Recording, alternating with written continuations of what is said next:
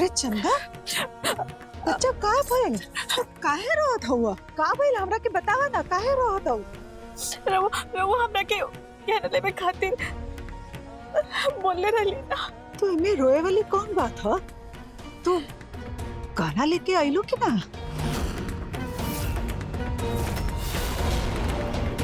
का भइल? अम्मा जी, हम कहने लेवे खातिर घरे गइल रहली। हाँ तो? लेकिन अम्मा जी हुआ था का भइल? अम्मा जी घरे में ना एक ढोंगी साधु बाबा आयल रहलन। तो घरे में जो गाना है वो में दोस्त है, ओके खातिर पूजा और हवन कराए के पड़ी। और अम्मा जी बाबा हवन के आग में ना बेहोशी वाला कोनो दवा मिला देलन और उससे अम्मार दादी बेहोश हो गई। और का? वो बाबा सारा गहना लूट के ले गए अम्मा जी। अम्मा जी अब हम क्या करें? माधव बाबू के का जवाब दे? बकवास, सब बकवास। ऐसे कैसे केहू भी आके गहना लेके चल जाई? अरे हमरा के बेवकूफ समझत हो का?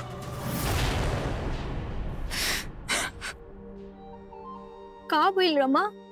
हमने की तो किस्मत फूटल बा अम्मा। ना तो गहना का पता चलल और ना वो साधु। अब का हुई अम्मा? अब माधव का सामना कैसे करल जाए? रोवा मत, का कर सकत हो? अब जोन आगे है ओकरा के देखा जाए। हमें पता रहा अम्मा कि नीला देवी हमने के गांव में चैन से ना रह दही। हम तो पहले ही भैया के मना करले रहली, चंदा के डटले रहली, लेकिन आपको हमार साथ ना देनी ना अम्मा। नहीं तो हम कबो अपन बेटी के लेके यहाँ ना आई, नून रोटी खा के अपन गांव में पड़ल रहती। अब का हुई अम्मा जी? अपन नाटक बंद करो और बतावा गाना कहाँ? बतावा। अम्मा हम सच कहते, हम कोनो नाटक ना करे थे। हमार अम्मा ओके खोजी भी गई रहली, लेकिन वो ना मिला। आप तो यकीन करिए अम्मा। यकीन करी? तो हर यकीन करी? अरे यकीन करके तो हमार माधव अपन चित्रा के खानदानी गहना तोहरे के सौंपलन ह। तू और तो हर माई हमार बेटा के पीठ पे छुरा घोंप देन जी। और अब यहाँ आकर गहना गुम होए के, चोराए के तू नाटक करत हूँ, तू नाटक करत हूँ, तू नाटक करत हूँ। ना अम्मा जी, ऐसा कुछ नहीं के हम जानबूझ भी कहते, सच कहते। अपना विश्वास करिए अम्मा जी। विश्वासघाती हो तू, विश्वासघाती हो तू, विश्वासघाती हो।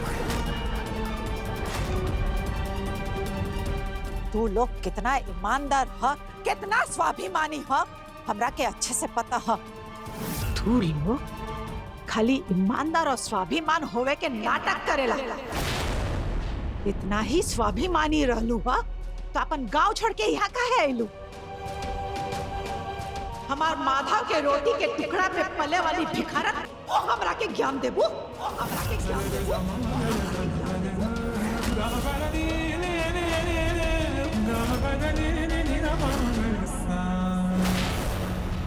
तू ठीक कहते हो रमा, पर हम का करती? चंदा और माधव के प्रेम देखकर हमरा से ना रहल गई। विंध्याचल बाबू के आंसू देखकर हम ना रह पानी। हमरा के लागल कि हमनी यहाँ आइले से हमरा नातिन चंदा की जिंदगी संवर जाई। हमका का मालूम, हम तो यही सोचे ना, घर परिवार संस्कारी माधव जैसा लड़का मिले। हम कौन गलत सोची? तू ही बतावा, का हम कोनो गलत सोचनी? ऐसे हम हमेशा चंदा के पक्ष लेनी और आज भी लेत हई। हम नहीं जानत रहे कि नीला देवी नागिन की तरह हमने के रास्ते में कुंडली मार के बैठल रहे।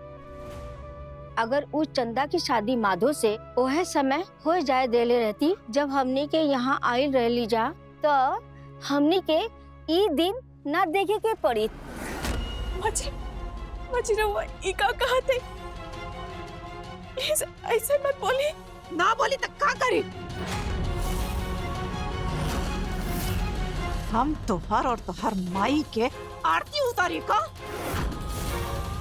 हमार खानदानी गहना घुमावे के खुशी में टोनी के पास खाए खातिर रोटी नहीं के तो हमार खानदानी गहना गटक गइलो और यहाँ आके नौटंकी फाड़त हो। अरे हमार माधव तोरा के अपन खानदानी गहना दे दिलास, हम कुछ ना बोली और एक दिन खातिर हम तोरा से वो गहना मांगनी हा ताकि हम हमार होके वाली बहू श्वेता के मंगनी के दिन वो गहना पहना सकी, पर ना तोरा से वो बर्दाश्त ना भइल। काहे कि तू श्वेता से जलत हो। काहे कि हमार माधव श्वेता से ब्याह करत हवे। ना अम्मा जी, हम सच कहा थे, ऐसा कुछ हो रहा है। वो गाना चोरी हो गए, इमे हमरा के कोनो गलती नहीं के। चुप, एकदम चुप। तू चोर हो और तुहार जैसन चोर के ई घर में नाक घुसल देवल चाहत रहल हो।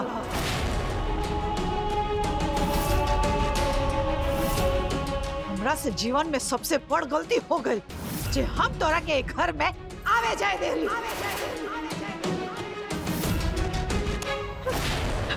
अम्मा जी, ऐसे मत बोली। हमार घर है और भला हम अपन घर में चोरी काहे करब? टोनी चोर है। और ये मगरमच्छ के आंसू बहावे से सच्चाई ना बदल जाए। टोनी की नियत हम अच्छे से समझ गई नहीं है। तू लोग माधव के प्रॉपर्टी हड़पे खातिर यहाँ आयल होंगे, पर हम तू लोगन के उचाल के कामयाब ना होके दे। यही से तू लोग आसानी से हमार खानदानी गहना के गायब कर दे। काहे? रुद्र, पुलिस के फोन लगावा। पुलिस का चार डंडा पड़ते ही सारी सच्चाई बाहर आ जाए। अम्मा जी क्या कर रहे थे? हम सच कहते। कसम से अम्मा जी, हमने सब ऐसा कुछ न कहले। तो वो हमारे विश्वास काहे ना करते अम्मा जी। अम्मा जी रोकी ना भैया जी रुक जाए प्लीज। अम्मा जी प्लीज पुलिस को मत बुलाए। अम्मा, दारोगा जी के फोन बिजी जा। आज इन लोगन के सच ना पूरे गांव वाले के सामने आवे के चाहिए। तो ठीक कहा था हुआ। माधव के भी पता चले के चाहिए कि वो कैसन नागिन के घर में बना दिले हवन।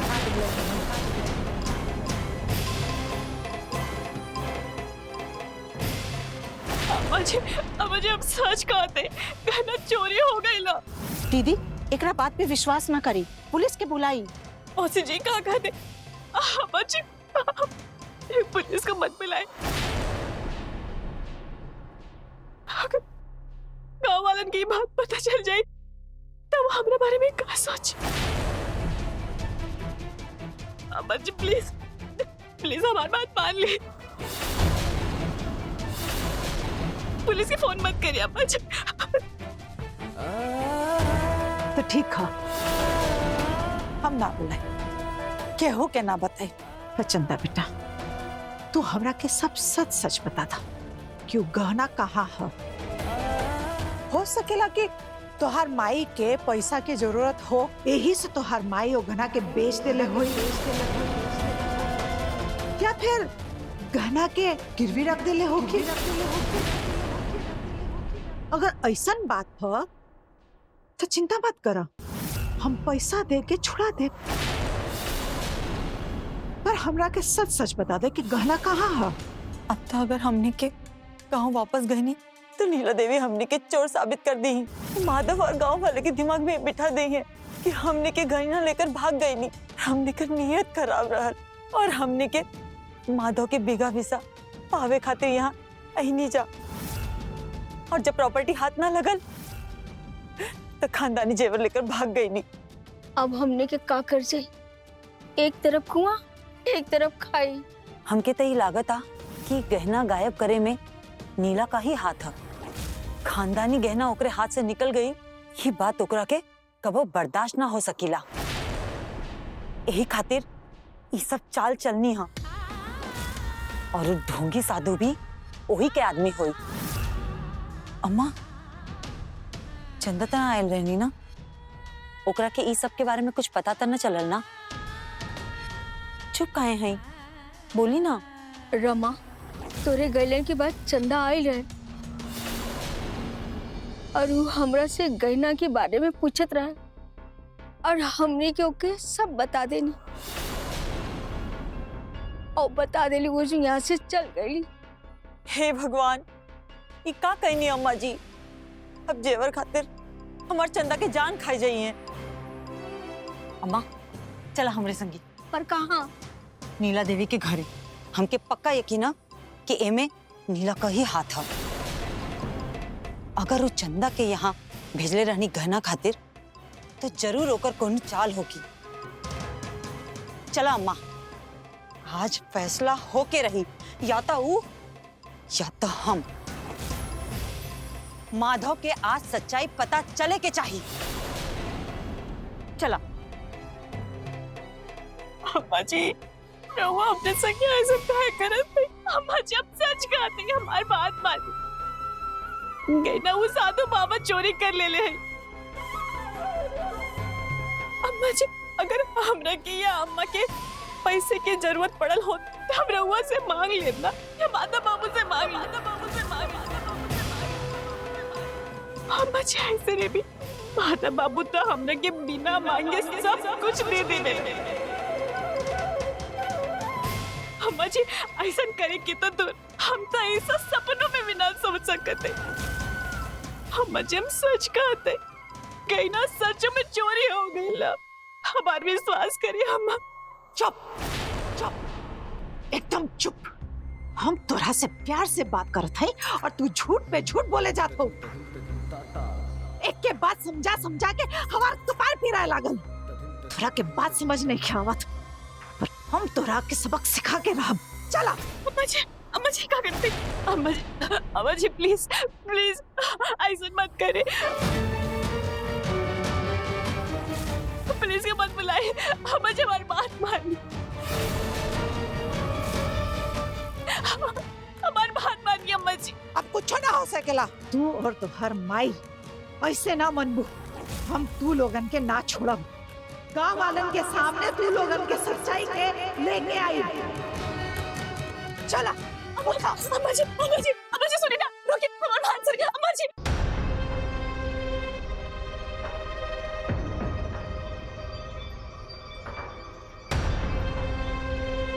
ए सुन।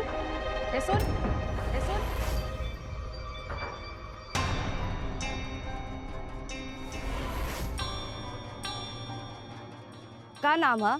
जी वो कविता। कहाँ काम करेली?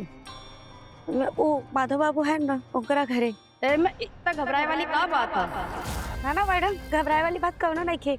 वो चल के आवता नहीं ना, धूप है, यही से पसीना पसीना हो गई। जा यहाँ से। ठीक है।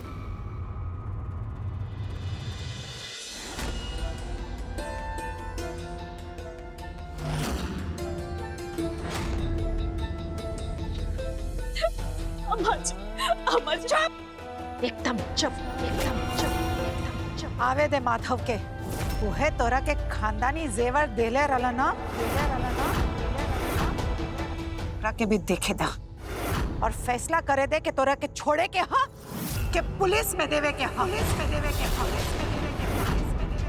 अम्मा जी बस बड़ा आइल रलन हो, दयावान बने। अब आके देखे अपन दयावान होखे के नतीजा। चोर नहीं कहेगी। अम्मा जी क्या कहते? हम कितना बार कह चुके हैं कि हम कहना चोरी ना कैले। रुद्र, माधव के फोन लगावा। अम्मा जी देखिए ना, सब जन देखते। वो सब जन के सामने हमारी इज्जत का उछालत है। इज्जत के बारे में सोचत हुआ तू? अरे ये तोरा के चोरी करे के पहले सोचे के रहल हो। का रखत कि तू चोरी करबू और तोरा के इज्जत मिली? अब तू देखा, गांव वालन के पता चले के चाहिए कि तोहार और तोहार खानदान के सच्चाई का हो। ये गांव वालन तोहरा के देवी माने ला ना, तो उनका के देखे दी कर देवी की असलियत का हो। कितना बार कह चुका नहीं कि बस करा, बंद करा ये रोआत को।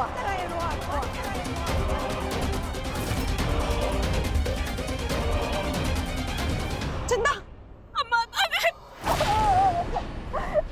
दादी बताओ काहे रोवत हो? चंदा काहे रोवत हो? का भेल बेटा, बताओ हमरा के। वाह, का बात हो रमा देवी जी, तू आ गए ना? गहना के ठिकाने लगावे में देर हो गई। हाँ? खैर कोनो बात नहीं खे, आइलू तो सही। नीना नीना नीना इतना दिन से तू हमार बेटी के डांट हो, तो हर पेट ना भरल जे आज एकरा के चोर साबित करे में लागल हो। अरे तोहार नियत में खोटा, हमार बेटी में ना, और इस सबके पता है। बस पहले अपन आवाज के नीचे करा,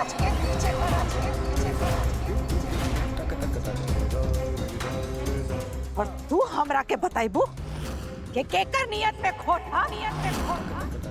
अरे तो सबके पता है, सब जानेला। अगर हमार नियत में खोट रहत तो हम अपन खानदानी गहना के अपन बेटा के कबो न देवे देते। और तू हमरा के कहत हो हमार नियत में खोट तो तोहार नियत में हा। चील के जैसे माधव के जायदाद पर तू मंडरात हो, और हमरा से कहत हो कि हमार नियत में खोट।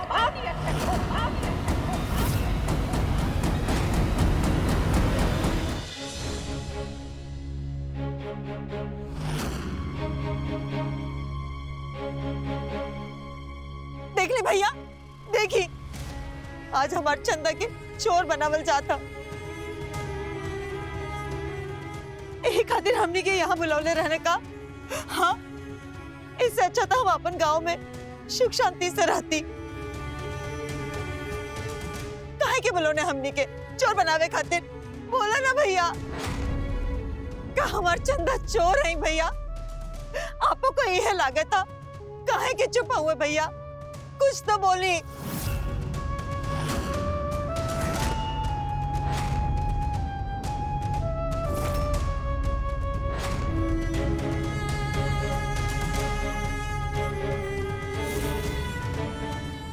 हमरा के क्षमा करा रमा।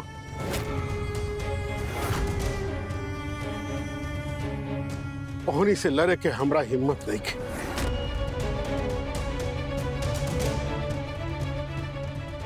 और दुर्भाग्य से माधव भी ओहनी के साथ बढ़े। तो बोला बहन, हम का करी, हम लाचार हैं।